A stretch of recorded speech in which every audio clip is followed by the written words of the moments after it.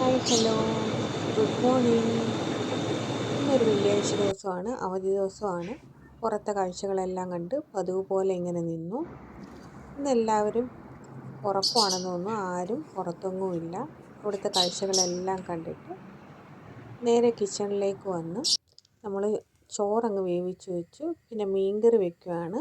ചാളമീനാണ് കിട്ടിയത്. അങ്ങനെ അരപ്പ് വെന്ത് വന്നപ്പോൾ നമ്മൾ മീനെല്ലാം ഇട്ടു.